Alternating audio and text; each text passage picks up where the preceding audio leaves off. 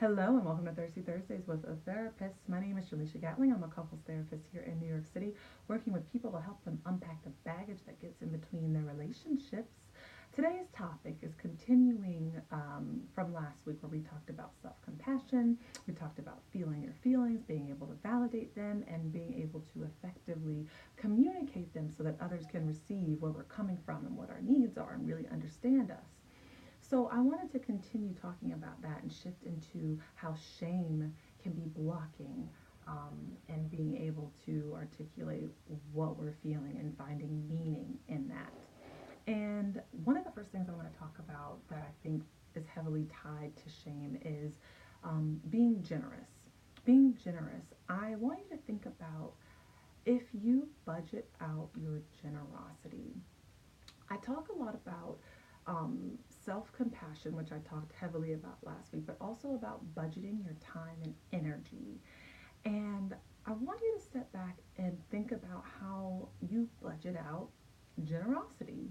Many people will be super generous in giving to others to the extent that they neglect themselves. And you guys hear me talking about self care like all the time. So you're probably like, yeah, I got it. But there's something to budgeting out generosity to yourself, whether that be in the form of getting that eighth latte for the week, or taking a walk, taking a break, not doing anything for a few hours, maybe not having a plan for half the day and just going with the flow of what you're feeling in the moment.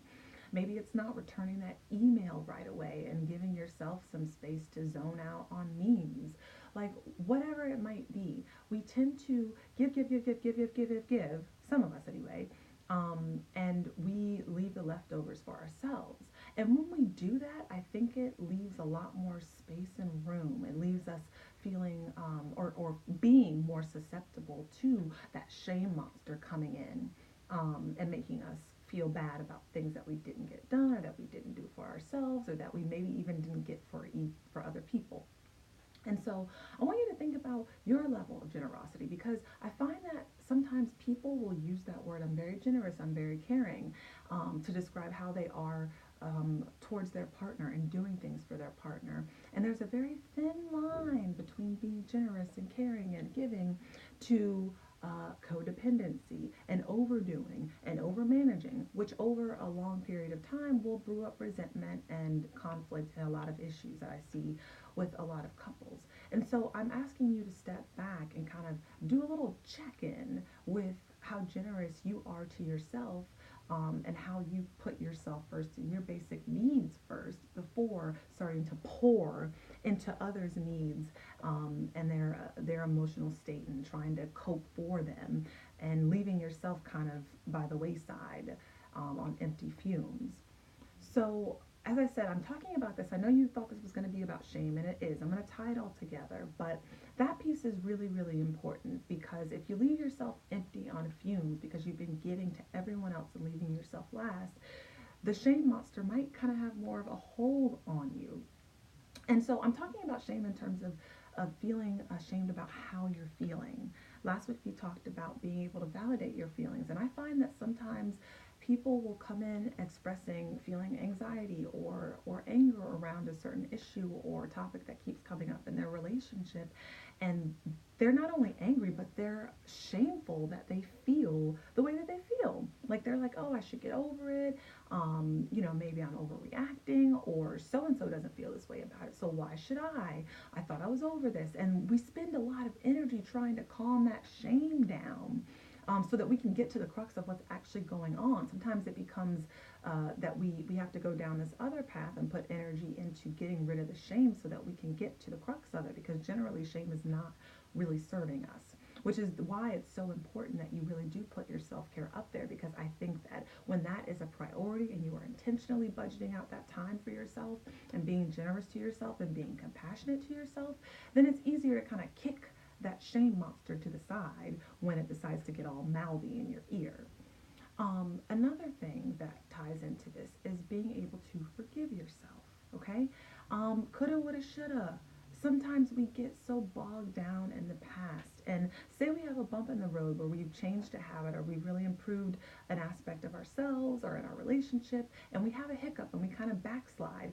we tend to go to, oh man, I thought I had gotten past this and I'm never going to get past it. Or we're not able to forgive the mistake in the moment, forgive that we might go back to an old, very habitual way of being. And we're also go back to shaming ourselves and not forgiving ourselves for stuff that's happened in the past.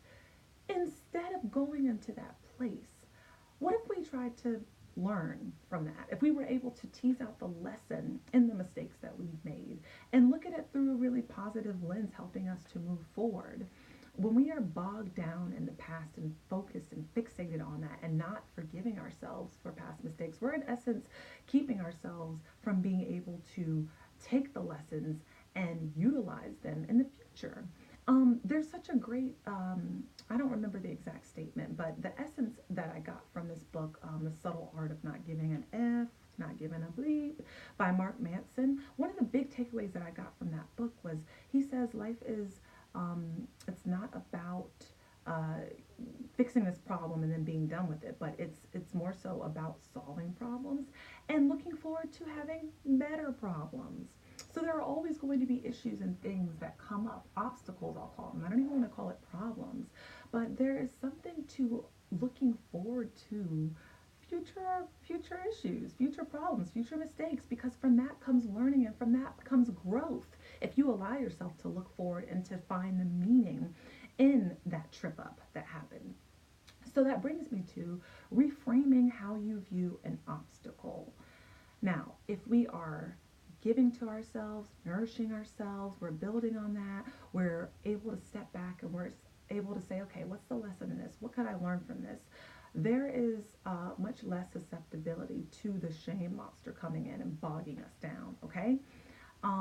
But it also creates such a bigger space for us to be able to reframe how you view an obstacle. I'll ask you this question. This is such a great example. I don't know where I read it from, but say you get into, let's say you're rear-ended. You have a car crash, or you come out to your car and someone's rear-ended you. Are you more likely to respond with, oh man, of course this would happen to me. Of course this would happen to me. This stuff always happens to me. Or would you be more likely to respond from, oh, well, that's not ideal, but thank goodness it wasn't worse. Thank goodness it wasn't something that is going to keep me from being able to get to point A to point B. Thank goodness I'm able to afford that repair. Thank goodness that the car isn't totaled. Thank goodness no one was hurt.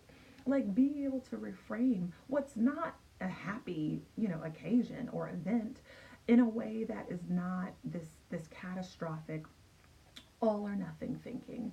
If you find, or if you said, oh man, that's how I would respond, Jaleisha, that first way, like I would say, hey, of course this would happen to me, of course this would happen, then there's some work to do there with being able to reframe and look at something through a different lens that is really truthful. You're not, speaking of some hokey pokey fake type thing, but like that is something to be grateful for if your car was just rear-ended. I mean, things could be a lot worse, right?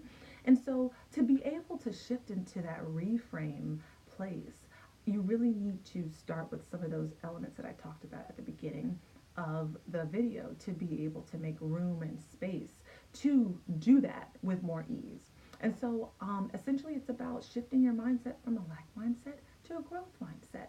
And it's much easier to do that if you are making room and getting rid of the shame monster. So what I want you to do is I want you to practice some of these things in everyday life.